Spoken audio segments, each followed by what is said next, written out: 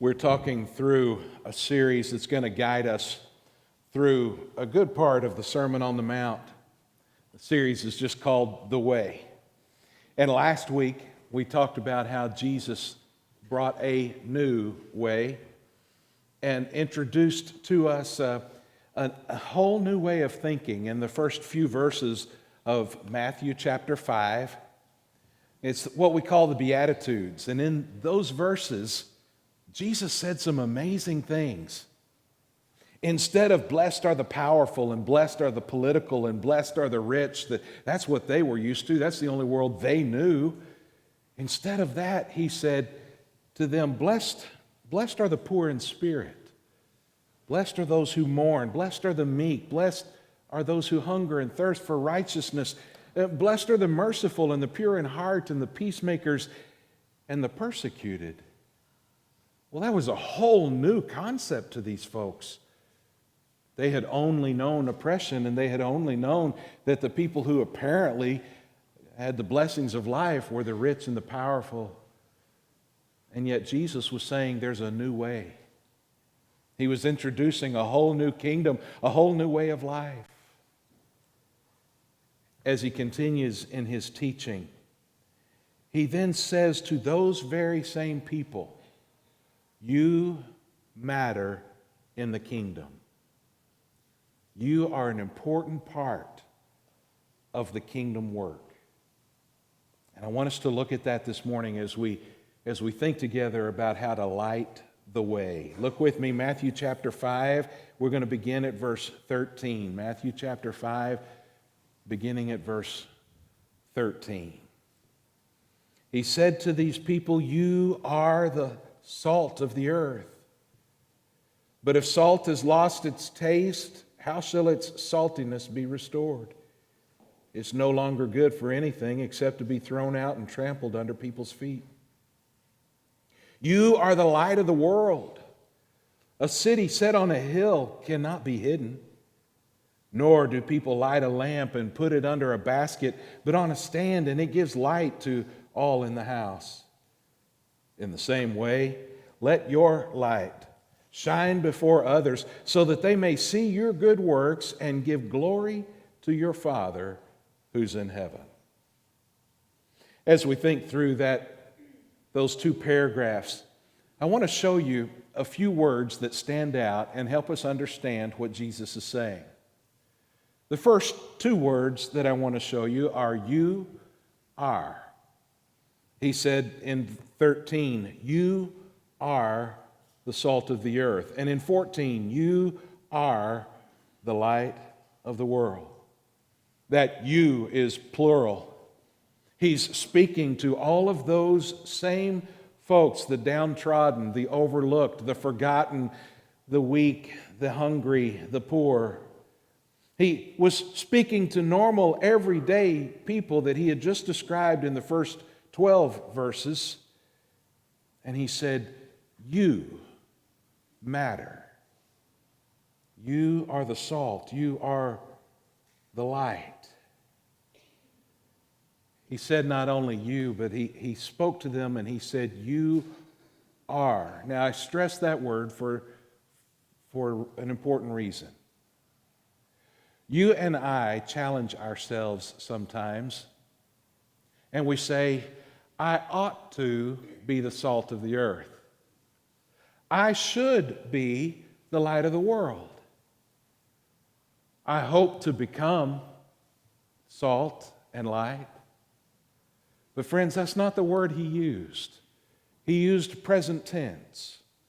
You, beloved, are the salt and the light. And the reason that's significant is if the salt doesn't do the salt's job, there ain't no salt because you're it. And if the light don't light up, there ain't no light because you're it. My mom would slap me for that grammar. You are. This is the plan. This is the way. This is all there is. Normal, everyday, messed up, goofed up people who are the salt and the light in this new kingdom, this new way of living. God's plan was to depend on weak and poor. His plan was to depend on normal, everyday folks. And there's a reason for that. Because if you could change the world on your terms, on your personality, on your strength, then it would all be about you, and nobody would get to know anything about God. In order for the world to recognize Him for who He is, He chooses to use everyday messed up people like us so that folks look at us and say, I know He didn't do that on His own.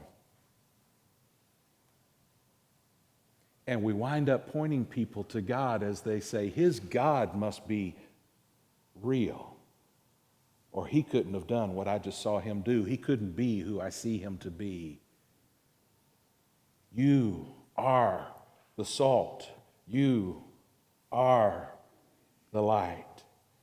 In Scripture, the church is never described as a group of people who sit comfortably in a beautiful sanctuary. Instead, the church was established to storm the gates of hell, to be the hands and feet of Jesus to those in need, to boldly proclaim the truth of the gospel to a world who rejects truth, and to glorify the Lord by making more disciples who are willing to take up their crosses and follow Him. Scripture doesn't show us as the pretty people in town who sit on nice pews and hear good music and enjoy the air conditioning. The church is out in the mess, bringing salt and light to change things. You are. Let's look at two more words in this text. We've already mentioned them, but let's look at them more carefully. The words salt and light. You are the salt of the earth. You are the light of the world. Salt used to be scarce. You know, we find salt everywhere. That's why salt is cheap. The reason it's cheap is because there's so much of it. It's easy to get. It wasn't always the case, especially not in this region and this time. Salt was scarce, and so it was valuable. Have you ever heard the phrase, he's worth his salt? We don't say it quite so much anymore, but I remember growing up, we'd hear that from time to time. He's worth his salt. Well, the reason that even makes any sense is because salt used to be valuable. Roman soldiers would oftentimes receive monetary pay, and then part of their salary, part of their income was salt because it was valuable. And here is Jesus saying to normal, everyday people who didn't feel worthwhile, didn't feel worthy, they're just regular folk, He said, but you are valuable. You're salt. You change things around you. Jesus says His disciples are valuable to the kingdom and accomplish a great deal. But then He notices as well that if they're not going to be who they were intended to be, they're not useful to the kingdom. He says if salt is not going to be what it's intended to be, if salt is no longer salty, then it doesn't do anybody any good. We just throw it out in the street so that it gives us traction on top of that dirt and mud. So He says, you believers, the poor in spirit who have acknowledged your need for God, those who mourn, acknowledging the pain that your sin has caused, those who hunger and thirst for righteousness, you want to be right with God, those who call on His name and trust in Him. It is those who are the change makers, the salt of the world, the salt of the earth. Light, also so incredibly important.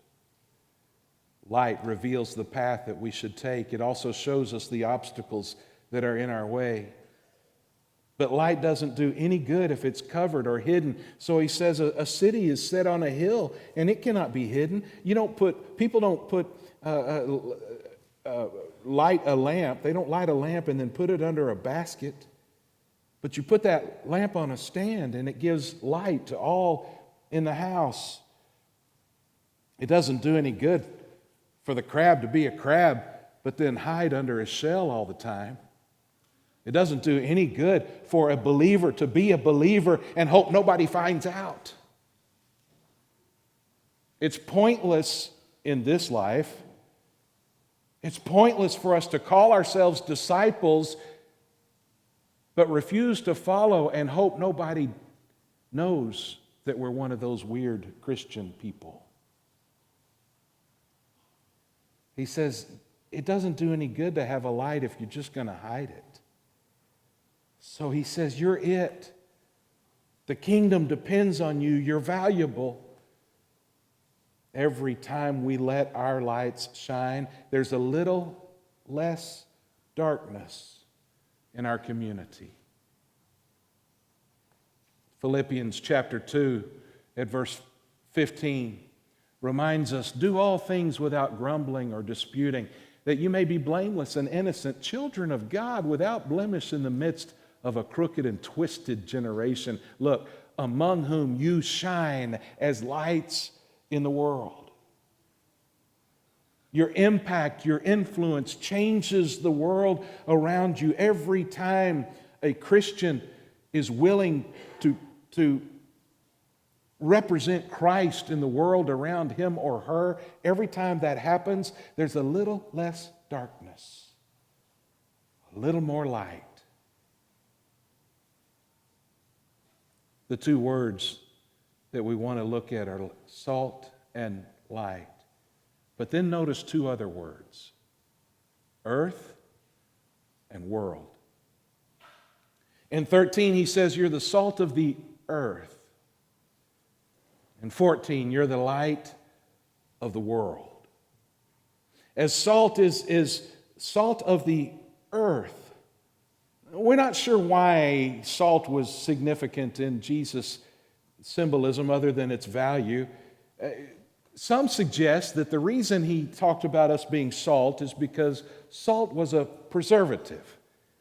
You know, they didn't have refrigerators back then. You get a chunk of meat, it's going to go bad pretty fast.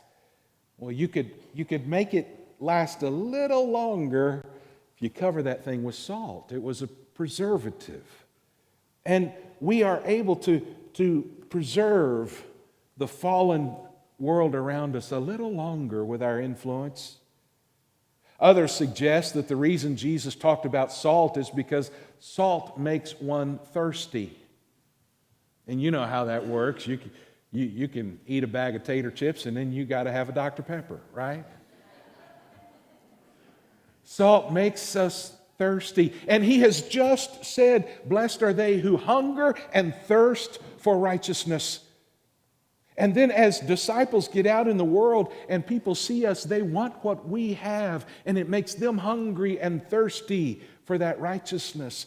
Salt has an influence on the earth and on the world around us. I usually tend to think that it's got more to do with scrambled eggs.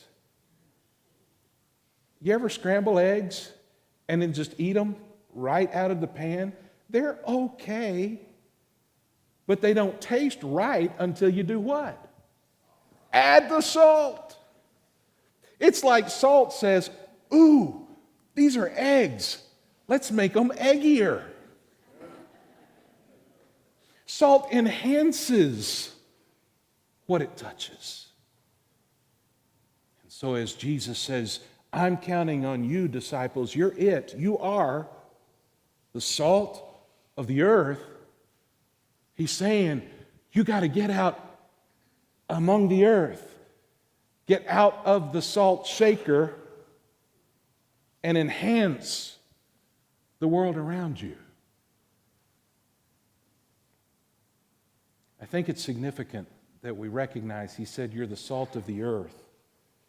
not the seasoning of the church. So many of us want to experience and express our faith on Sunday morning at 10:15.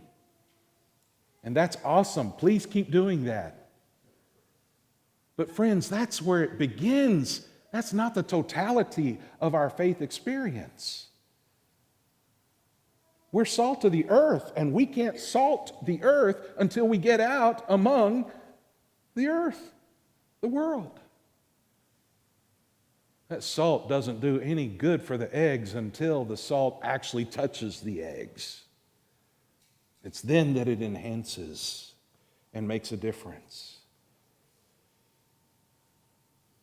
In the same way, he says, light, you're the light of the world. You're the light of the world. That's where light makes a difference. Light makes a difference in the darkness. It doesn't really make a whole lot of difference if we're shining our lights here in this beautiful, well-lit room. What makes a difference is when our lights make a difference in the darkness around us.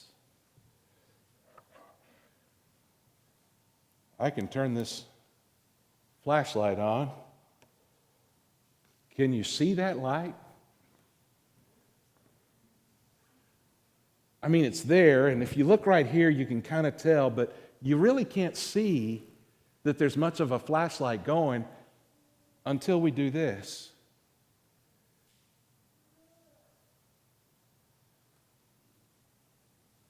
Light is intended to change the darkness.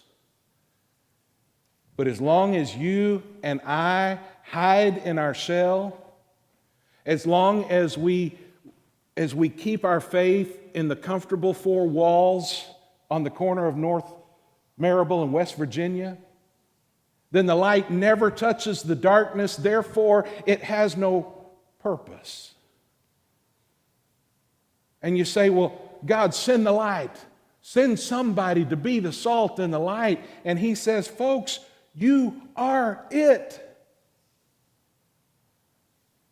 If you let your saltiness go, then you're not fulfilling your purpose and you're not good for the kingdom. And if you hide your light, you're not touching the darkness, and it doesn't really matter for kingdom purposes.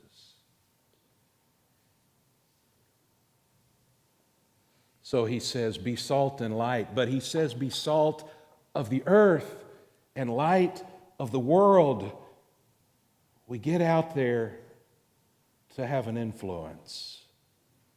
We are to change. We're to be change agents in a dark and bland world. It's not the world's job to understand us, help us, defend us, or provide for us in any way. We need to understand that as a church. It's not the world's job to make sure we're okay. Our nation, our state, our community, our city owe us nothing. We're not here to receive from them, but to give to them. We can't expect the community to support the church. Instead, we are here to invest in the community to be salt and light. And so Jesus told his disciples, as he concluded his earthly ministry with them, he gave them his last commandments, if you will, his last marching orders.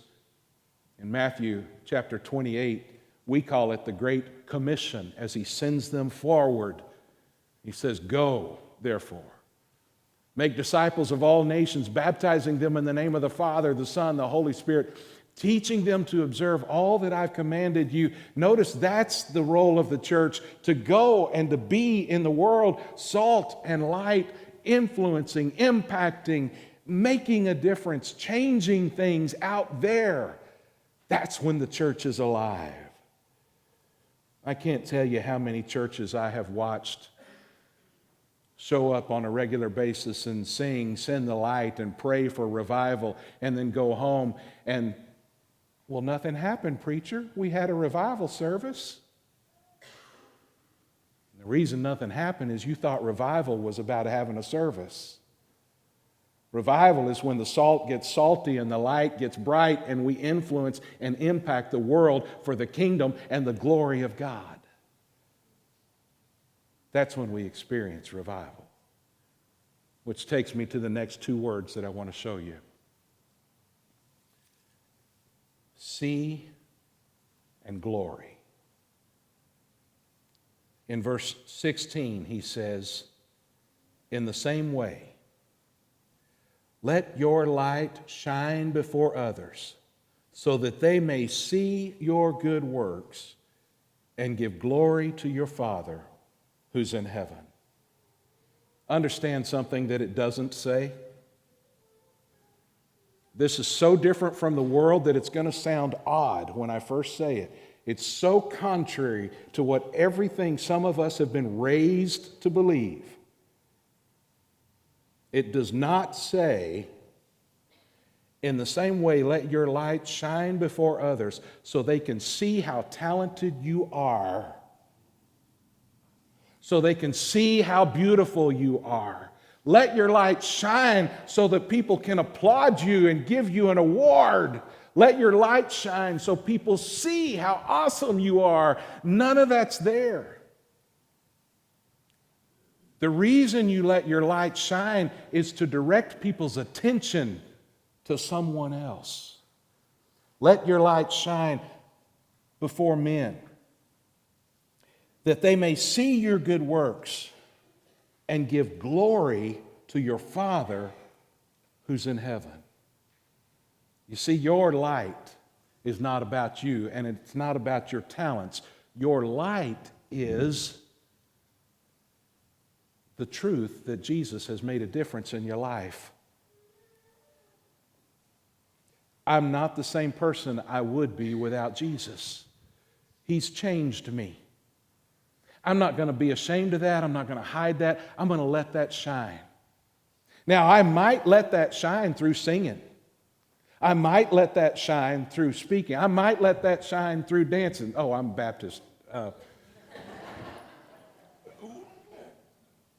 But it's not shining so that you give me applause.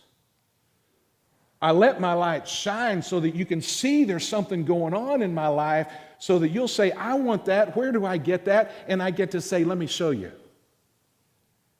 You let your light shine like a flashlight that points the direction, so people begin to recognize God and give Him glory for what He does. That's the way the kingdom works. This is the way.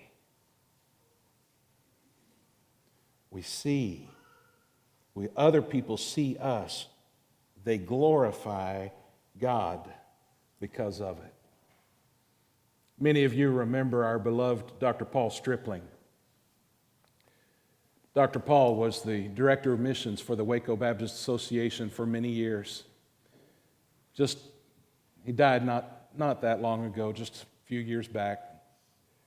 He was a close personal friend. He was my field supervisor for my D-Min work, and he was my mentor from college age all the way till I got old.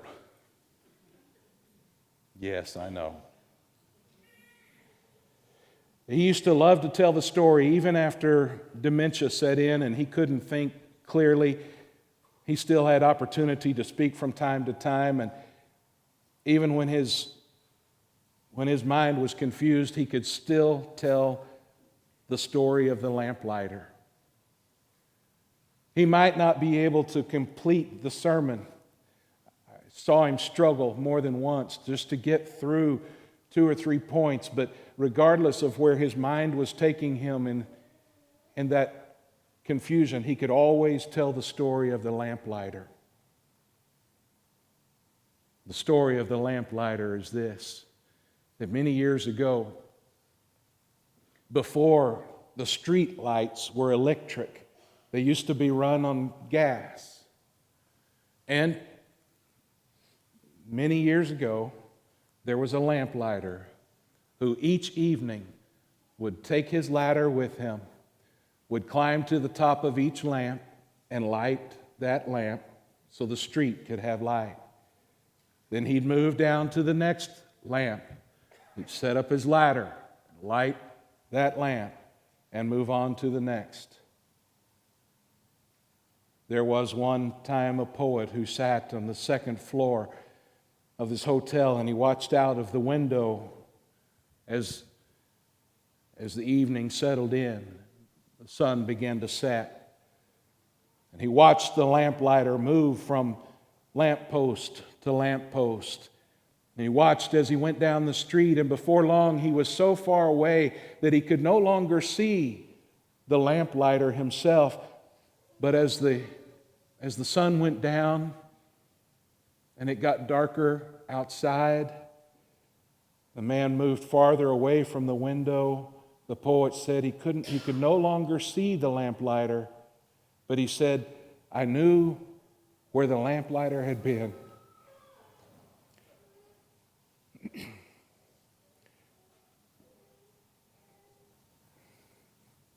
Sorry. The story's not that great. It's all about Dr. Paul. I knew where the lamplighter had been because of the light he left behind. Dr. Paul left such a bright light.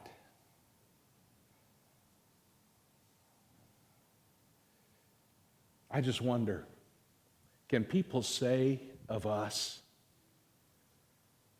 I know they've been here because the world around me has been enhanced. Stuff makes more sense, and the scrambled eggs even taste better. The salt has been here.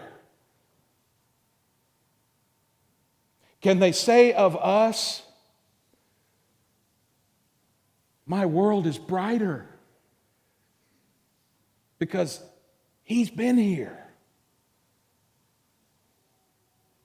Beloved, Jesus said it's not about the best and the brightest and the richest and the powerful. It's about us. And we are it. We're the salt. We're the light. It's not about us, but we are salty and bright so that we can point people to God, that he might receive the glory for who he is.